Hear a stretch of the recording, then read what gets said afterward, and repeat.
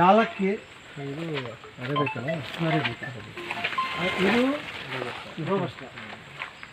ಎರಡೂ ಪರವಾಗಿಲ್ಲ ಬರ್ತವೆ. ಆದರೆ ರೋಬಸ್ಟ ಮೇಂಟೈನ್ ಮಾಡೋದು ನಮಗೆ ಗೊತ್ತಾಗಿರಲಿಲ್ಲ. ಈಗ ಎಲ್ಲ ಕಡೆ ಬರ್ತಾ ಇದೆ.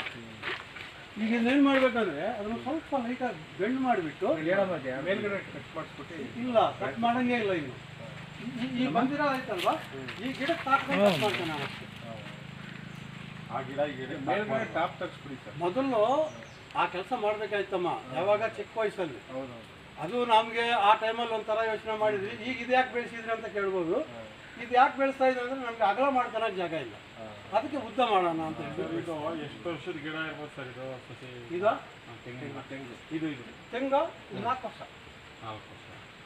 ಇದು ನೋಡಿ ಯಾವ ಥರ ಇದು ಪ್ರಭೇದನೇ ಬೇರೆನಾ ಇಲ್ಲ ಒಂದು ಇದು ನೋಡ್ತಾ ಇದೀನಲ್ಲ ಒಂಥರ ಡಿಫ್ರೆಂಟ್ ಆಗಿ ಕಾಣಿಸ್ತದೆ. ಅಂದ್ರೆ ನಮ್ಮ ತಳಿ ಯಾವ ಥರ ತಳಿ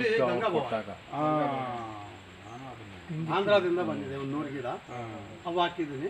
ಮಿಕ್ಕಿದ್ದು ಒಂದು 60-70 ಗಿಡ ಇಲ್ಲಿ ಲೋಕಲ್ ಹಾಕಿದ್ದೀನಿ. ಈ ದೊಡ್ಡ ಮರಗಳೆಲ್ಲ ಇಲ್ಲಿವೆ. ಅದಕ್ಕೆ ನನಗೆ ಹಿಂಗೆ ಕಾಣಿಸ್ತಲ್ಲ.